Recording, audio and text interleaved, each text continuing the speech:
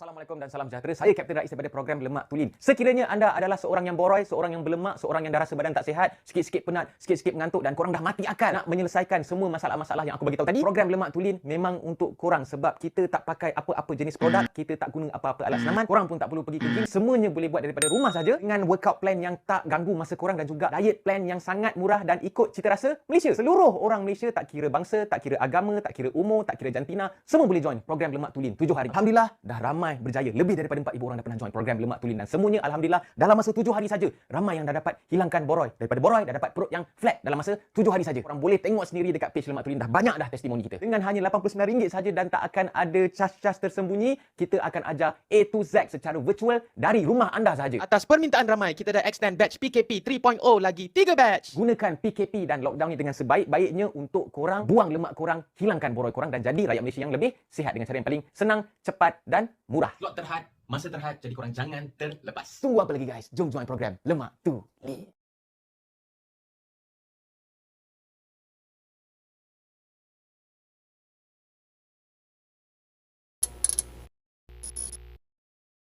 Assalamualaikum, salam sejahtera. Selamat kembali ke dalam channel YouTube Aris TV Rais Hamid dan saya Rais Hamid, YouTuber anda. Ya, apa hal korang? Check it out now. Come on. Kita akan interview dengan Major Doktor Bersara Fitri Musa. Okey, kita nak interview dia berkenaan dengan pengalaman beliau sebagai doktor yang terlibat dengan Ops Daulat. Satu benda yang menarik ni. So kita akan tanya dia, kita akan interview dia, dia punya pengalaman lah, pengalaman getih ke apa benda pengalaman yang dia boleh share dengan kita. Assalamualaikum Tuan. Waalaikumsalam. Dengar ke? Alamak. Dengar Tuan. Strength 5. Okey. Tuan macam tengah bertugas je. Saya ganggu Tuan ke Tuan? Tak. Okey. Dah habis mission. Okey. Okey Tuan. Kita ambil masa sekejap Tuan lebih kurang dalam setengah jam je. Sejujurnya saya tak kenal Tuan. Okey. Saya dapat tahu pasal Tuan ada salah seorang peserta Lemak Tulin. Dia berkongsi dengan saya yang Tuan adalah seorang bekas tentera berpangkat major, seorang doktor yang pernah bertugas dalam semasa Ops Daulat lah. So dia bagi tahu yang Tuan ada pengalaman yang menarik yang Tuan boleh share lah tanpa mendedahkan rahsia lah. Itu nak kena jaga. Okey Tuan, kalau Tuan boleh cerita sikit Tuan punya latar belakang dalam ATM Tuan. ATM lah. Okey, saya Major Bersara Dr. Muhammad Fitri bin Musa. Saya telah dikomisyenkan pada tahun 2018 bulan 10 lah. So waktu tu dah masuk ke ISAN Pusat Latihan untuk KKD. So saya first habis lepas training tu saya tu attachment dengan hospital terendah 94 Heart untuk tempoh bulan. After that kena posting ke Sabah. So sampai ke Sabah saya posting ke Lok Kawi lah. So Lok Kawi ni posting ke satu unit dia panggil B Company 1 Batalion Ubat lah. So itu sebagai pegawai perubatan. So training kita banyak pergi ke medical cover, latihan, even pasak bumi kita masuk sekali semua and so on lah. OC posting saya ambil take over sebagai OC. So Officer in Command.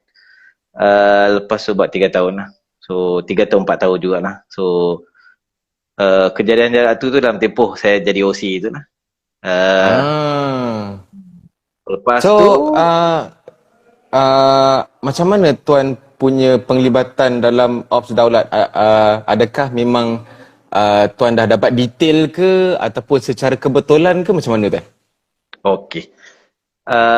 Kebetulan pada 2013 tu ada sukan brigade.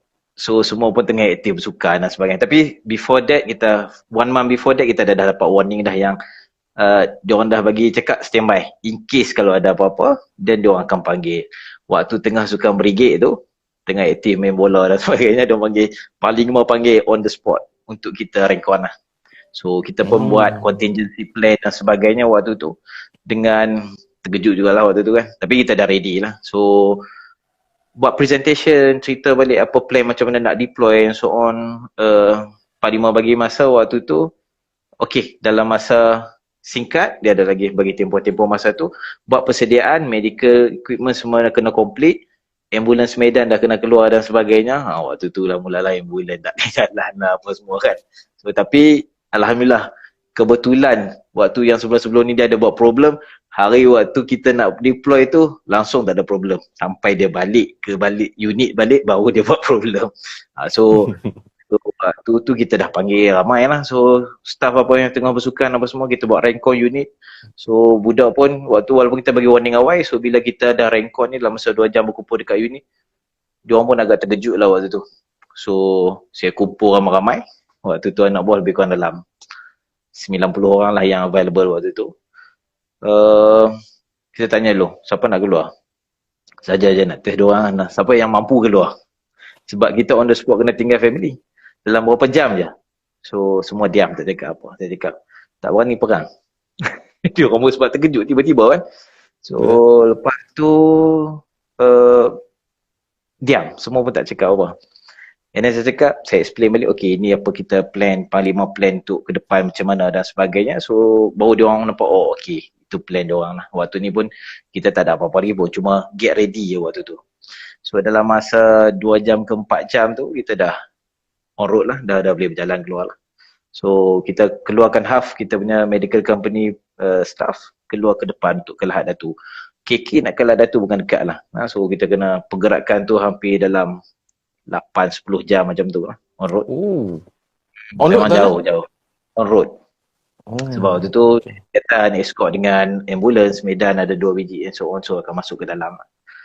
So sampai ke Lahad Datu on the spot lah, memang family pun terkejut, tak sempat nak ready apa-apa because Panglima cakap waktu tu kena segera, takut jadi apa-apa waktu tu. Tapi kita tahu waktu awal tu polis dah masuk kan, semua dah dapat berita, dah rumor macam-macam dah keluar dekat berita yang diorang dah ready dekat sana dah polis, cuma askar masuk untuk backup standby. So masuk sana tak ada apa-apa lagi pun. So kita masuk sampai kat Pekan Lahad Datu, buat site survey and so on, kita ready.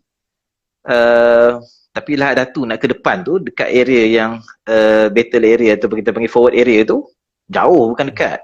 Dekat 1.5 jam, dekat hampir 2 jam. So kita memang jauh. So kita hanya standby dekat Pekan Lahad Datu je waktu tu. So bila standby dekat Pekan Lahad Datu ni tak ada apa lah. So kita just prepare barang and so on. Sampailah pada 1 hari bulan tu, then kita dapat warning yang okay, semua everybody rencon, kita kena bergerak ke depan. So itulah yang start dengan rentetan dia punya cerita Lahad Datu tu lah. Tapi malah kejadian tu agak pelik sikit sebab malam sebelum jadi kes tembakan pertama yang terkena dengan polis diorang kan. Malam tu kita ada beberapa lokasi lah kita duduk sebab penempatan ni ramai kan. So banyak dalam brigade tu nak duduk dalam tu memang tak muat lah dalam satu tempat. So beberapa tempat, tapi beberapa tempat ni ramai yang malam tu diorang ada cerit-berit yang sangat teruk. Sampai yang berdiri sambil cerit pun ada, memang teruk. So kami malam tu dan pagi tu kami pergi ke setiap tempat ni sebab waktu tu masih tenang, memang tak ada berita apa-apa, just macam harian yang biasa. Kita pun nak pergi pasang air, nak pasang drip sebab ramai, hampir 50 orang cerit waktu tu. Tiba-tiba Panglima call pukul 10 pagi, saya ingat lagi. Panglima call, doktor, rencon, bergerak masuk sekarang dia cakap. Ada polis kena tembak. So kena pergerakan, kena masuk sekarang. Medical first kena bergerak dulu. Waktu tu macam okay, something going on dah waktu tu. So agak terkejut lah. So then kita masuk ke dalam lah. Waktu tu medical je masuk dulu, belum ada yang lain sebab polis masih dekat forward area. Polis pun tak ada support daripada yang lain. KKM ada, tapi lepas pada tu diorang pun dah bergerak keluar. Ada dalam tu ada klinik kesihatan, ada klinik desa and so on, tapi diorang pun dah clearkan kawasan diorang. Diorang pun dah kira kawasan tu dah macam hampir darurat dan kawasan tu pun dah ditinggalkan. Sampai doktor dekat sana dengan paramedik, dia kata, doktor you nak ambil apa, you just ambil je dulu. Sebab kawasan tu dah kosong. Diorang pun tak boleh nak bertahan dekat area situ lah. Dan set up lah dia punya forward hospital dan sebagainya. So kalau tuan boleh jelaskan sikit, macam mana tuan set up dekat tempat di mana kawasan yang tengah tegang tu, di mana tuan dapat arahan daripada panglima tu untuk pergi ke depan tu, macam mana kalau dari segi medical team untuk tentera ni, macam mana dia set up tempat dia? Okay. First, kalau sampai tu sebab waktu tu kan emergency. So, kita tak tunggu dah apa-apa sebab barang semua dah dalam ambulan Medan. So, kita tahu just bergerak je on the spot. So, Rencon semua medical standby apa dan kita terus gerak lah. So, masuk dalam tu jauh jugalah, nak masuk dalam 1.5 jam itu baru sampai. So, kita terus pergi dekat tempat yang diorang dah bagi koordinat untuk kita pergi tu. So, dah settle apa semua urusan yang sepatutnya yang first kena tembak tu. Dan kita terus cari location yang strategik. Sebab kita kalau medical dia tak boleh dekat betul-betul forward area. Dia ada jarak sikit lebih kurang dalam 20 km ke belakang sikit sebab kita support service kan. So waktu tu memang actually kawasan tu tak ada apa. Kawasan hanya kawasan bukit-bukit sikit, kawasan yang tepi pantai, kawasan sawit, 100% sawit. Tak ada apa langsung. Sepanjang perjalanan tu tak jumpa apa, hanya sawit je. So kita terpaksa cari kawasan, kebetulan dah jumpa kawasan tu adalah Felda Sahabat.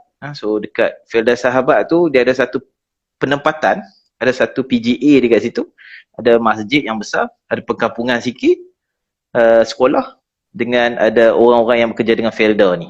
So diorang ada penempatan situ. So tempat lain memang tak nampak kawasan yang untuk kita set up. So kita survey, dapat kawasan dekat dengan surau masjid. Sebab kita nak perlukan energy power, elektrik dan sebagainya, air waktu tu. So kita just set up dekat pekarangan masjid sebab tu je paling luas dan paling senang untuk kalau nak evacuate and so on. So ada kawasan sebelah tu pun ada padang, so tempat tu paling sesuai dan kita pilih tempat tu lah. So tapi waktu tu memang agak getih lah sebab tak ada support lain daripada askar waktu tu, seriously cakap. So kami hanya medical je waktu tu, tak ada askar lain. So kalau ada apa-apa, itulah cerita betul lah. Ni honestly cerita waktu tu lah. So ada ration tempur dan sebagainya. Waktu tu pun dah nak dekat malam dah waktu tu, lepas clearkan dia punya kes yang sebelum tu. So kita baru nak set up, so dengan pakai lampu ambulan and so on, pakai apa generator and so on, apa yang ada, dan kita set up lah. Separuh sentry, separuh lagi naikkan hospital. So tapi sebab waktu tu keadaan tegang, kita pun tak ada orang untuk cover, bukan medical dia tak boleh cover diri sendiri, tapi takut ada kes, kita nak handle kes, kita pun tak tercover diri kita. So saya directly call Panglima, saya cakap no, saya perlukan orang untuk buat sentry untuk saya, untuk keselamatan dan sebagainya. So lepas tu dia orang hantar 2 platoon untuk support kita punya hospital waktu tu lah. So first few days memang kita hanya kita je. Dan sekali cakap no, agak bahaya sebab waktu tu polis bagi warning, macam-macam rumor kan kita dengar waktu tu kan, macam-macam orang cakap okey dalam malam sat lagi ada yang datang lagi 10 bot lah, ada 20 bot lagi akan mendarat sebab tempat kami tu dengan pasir dengan ke pantai tu dalam 500 meter je memang nampak pantai. Dekat. Sebelah ada lagi, sebelah tu ada lagi macam PGA, ada 2-3 lagi lah tempat yang penempatan polis sebelum dia orang masuk ke depan. Tapi bila ada orang cakap itu, dan kita pun agak risau sebab keadaan sekeliling memang gelap, totally gelap, tak ada apa langsung. So tapi nasib Panglima dah hantar kita panggil askar Melayu untuk datang sentri kita dan sebagainya. Cuma malam kejadian tu, itu banyak kejadian lah. Yang malam first tu, yang tu yang agak seram sikit lah. So bukanlah kita takut, tapi diuji macam-macam lah. So PGA datang, doktor standby, semua stand tu tutup lampu, ambulan tutup, semua stand berjam-jam jugalah kita standby, memang standby je lah. So standby dengan senjata dan sebagainya sebab rumor macam-macam, dan kita pun sendiri dah tengok mayat depan kita dan sebagainya. So benda tu real lah. So benda tu bagi impact juga dekat kita dengan staff-staff yang lain.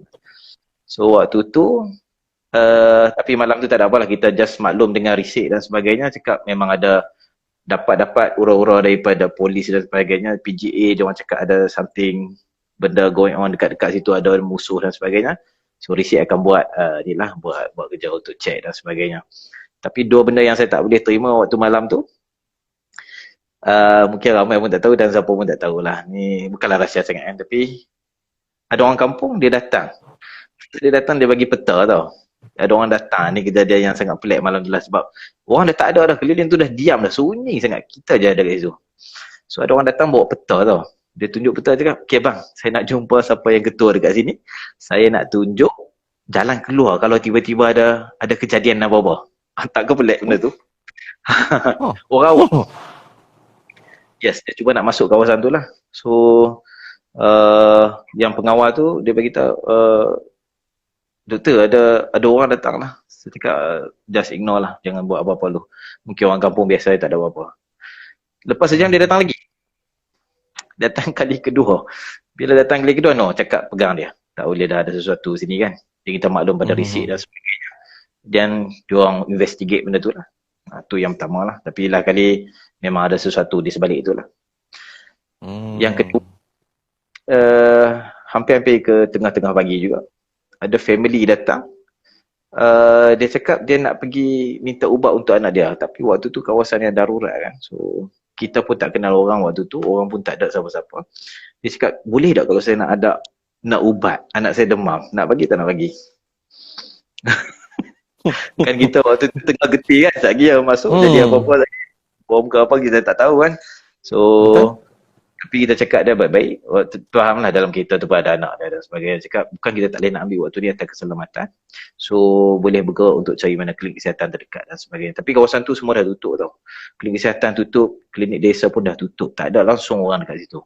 So diorang terpaksa bergerak. Saya cakap terpaksa jugalah pergi ke hospital lah, Datu waktu tu lah. Saya tak boleh nak handle kes waktu ni. Dia cakap keselamatan.